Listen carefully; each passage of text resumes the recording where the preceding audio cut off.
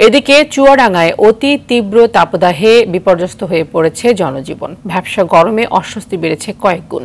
গতকাল দেশের সর্বোচ্চ তাপমাত্রা রেকর্ড করা হয়েছে চুয়াডাঙ্গায় 42.7 ডিগ্রি সেলসিয়াস। এটা মৌসুমের সর্বোচ্চ তাপমাত্রা বলে জানিয়েছে স্থানীয় আবহাওয়া অফিস। তীব্র থেকে অতি তীব্র আকার ধারণ করছে তাপপ্রবাহ। হাসপাতালে বাড়ছে গরমজনিত রোগীর সংখ্যা। পানির স্তর নিচে নেমে যাওয়ায় ব্যাহত হচ্ছে সেচ কার্যক্রম, নষ্ট হচ্ছে ধান, আম, লিচু ও কলা সহ মাঠের অন্যান্য ফসল। এদিকে পুরো এপ্রিল মাস জুড়ে এমন পরিস্থিতি অব্যাহত থাকতে পারে বলে জানিয়েছে স্থানীয় আবহাওয়া অফিস। 1, 2, 3 ঢাকায় জমি জিতে নিন 100% ক্যাশব্যাক সহ 20 কোটি টাকার পুরস্কার।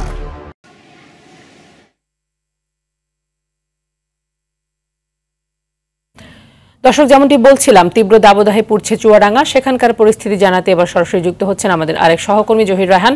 রায়হান, চুয়াডাঙ্গায় তীব্র দাবদাহ অব্যাহত থাকায় জনজীবনে কি ধরনের প্রভাব পড়েছে এবং স্বাস্থ্যবিধি মানতে চিকিৎসকরা কি ধরনের পরামর্শ দিচ্ছেন?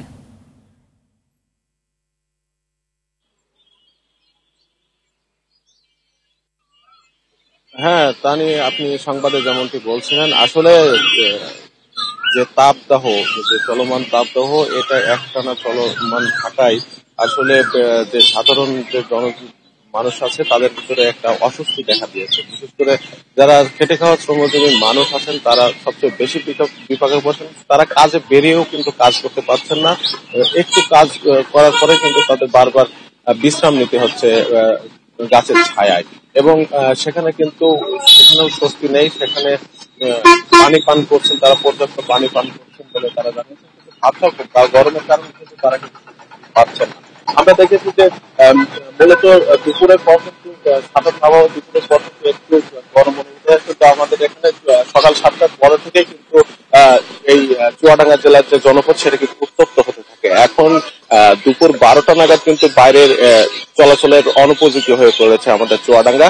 আমরা দেখেছি যে অতি প্রয়োজন ছাড়া কিন্তু মানুষ বাইরে বের হচ্ছে না, একেবারে রাস্তাঘাট ফাঁকা মতো লাগছে। বিশেষ করে দুপুরের সময় তো হাট বাজার বা বিভিন্ন যে গুরুত্বপূর্ণ স্থানগুলোতে আছে, স্থানগুলো আছে, সেখানে কিন্তু মানুষজনের সমাগম কম। আর এতে আমরা দেখেছি চুয়াডাঙ্গা সদর হাসপাতাল সহ উপজেলা স্বাস্থ্য কমপ্লেক্স গুলোতে আজ কিন্তু রোগীর সংখ্যা বেড়েই চলেছে। বিশেষ করে শিশু ও বয়স্কদের সংখ্যাই বেশি। এর মধ্যে কিন্তু ডায়রিয়া রোগের যে প্রাদুর্ভাব, সেই প্রাদুর্ভাবটা আমরা বেশি দেখতে পাচ্ছি চুয়াডাঙ্গায়। এক্ষেত্রে চিকিৎসকরা ঘন তরল যে খাবার সেগুলো খাওয়ার পরামর্শ দিচ্ছেন, আর বেশি বেশি বিশুদ্ধ পানি পান করতে বলছেন, সাথে স্যালাইন পানিও পান করতে বলছেন। আর যারা ফুটপাতের যে অস্বাস্থ্যকর পানীয় আছে সে পান করছে, তাদেরকে এটা বারবার পান করতে বারণ করছেন চিকিৎসকরা। এক্ষেত্রে কিন্তু তাদের গরমে অসুস্থ হওয়ার সম্ভাবনায় বেশি বলছেন চিকিৎসকরা। তো এই ছিল চুয়াডাঙ্গা থেকে আমার কাছে সর্বশেষ। জি, ধন্যবাদ আপনাকে।